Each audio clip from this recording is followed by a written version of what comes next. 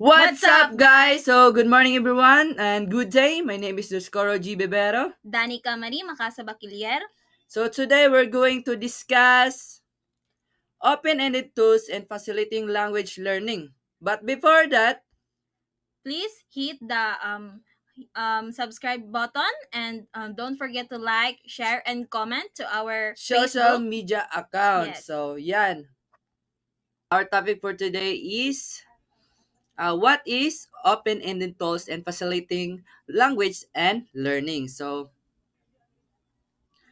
ano ba yung open-ended tools and facilitating language learning? So open-ended tools are productively software application are ICT tools which is help the learners make their learner concrete and efficient and encouragement. So as we all know guys now na in our modern world technology is most essential for us not only in our lives but also in our learning. So especially the teachers and also not only a teacher but only a learner. So mas ginagamit talaga natin yung mga teknolohiya ngayon upang mas mapadali yung mga gawain natin, lalong-lalo na sa mga guro at hindi lang para sa guro kundi sa mga estudyante din. At dahil sa mga tools nito, yung ICT when uh, talks about ICT also about technology. So mas mapabuti talaga yung mga gagawin natin at mapapadali yung mga gawain natin na gumawa ng mga like example mga sa school like mga PowerPoint or ano pa ba yan mga like pagre-report so mga information so 'di ba mas mapadali yung mga pagkukuha natin ng mga information and then uh, next one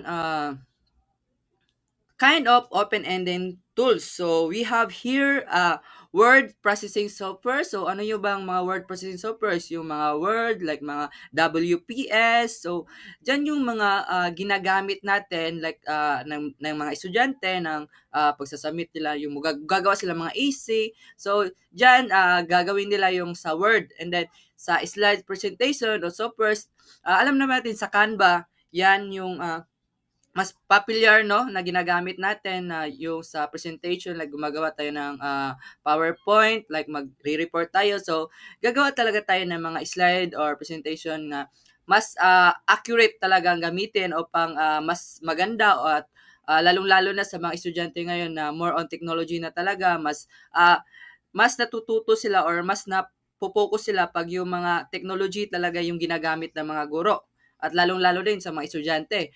And then next, third one is electronic reference materials. Ayan, so alam niyo naman mga electronic reference materials. And then, don't forget, yung four natin is mga tablet and cellphone apps. Di ba? Yan yung mga commonly na ginagamit natin when it comes to learning. Di ba?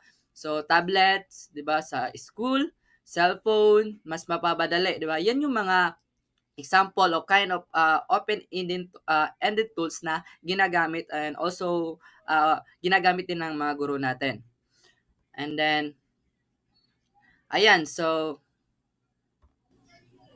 Hi, I will be the one to tackle the benefits of open-ended tools in facilitating language learning. So, first is encourage creativity and expression. Open-ended tools allow learners to express themselves in various ways.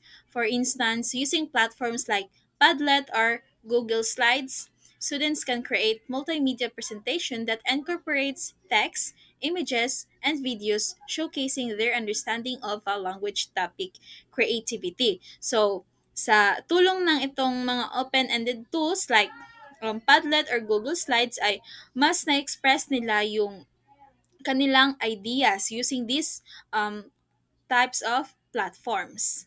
So, it encourage creativity and expression at the same time. Next is promotes critical thinking. These tools often requires learners to analyze, synthesize, and evaluate information. So, for example, using discussion forums or collaborative writing tools like Google Docs, students can engage in debates or co-create stories, encouraging them to think critically about language use, and context. So these open-ended tools, these educational tools, it promotes critical thinking rin. So next is um,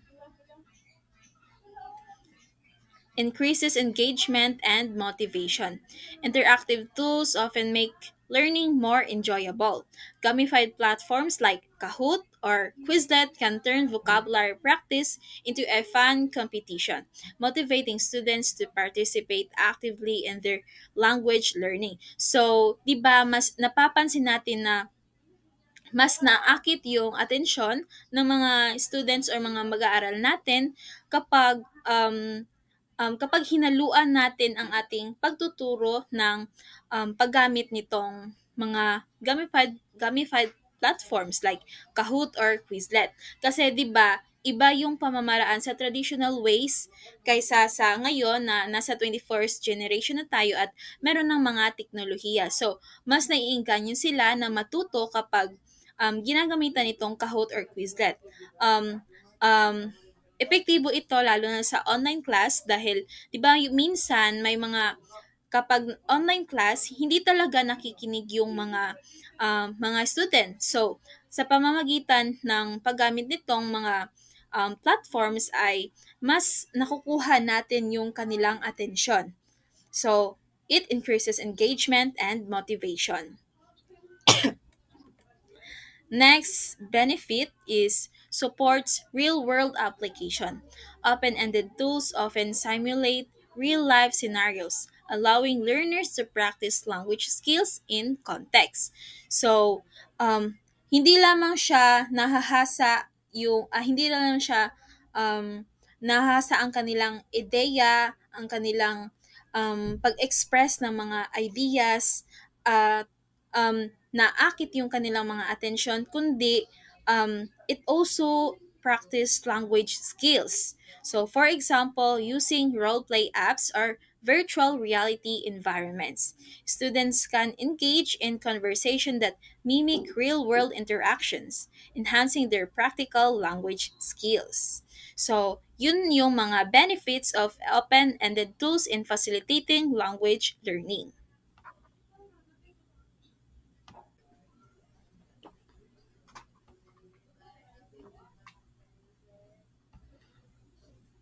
So, in our conclusion, guys, so by integrating these open-ending tools into language or living learning education can relate more dynamic and effective learning environment that only enhance language skills but also build confidence and music among learners. So, mas napapadali or if you are using open-ending tools, not only mas napapagaan yung trabaho natin but it's also like effective no na gamitin talaga natin na gamitin yung mga tools na mas haom siya or mas halaga siya ngayon kasi mas napapadali talaga yung paggamit na natin na paggamit ng mga guro at also sa pag-aaral ng ating mga learners mas mapapadali no.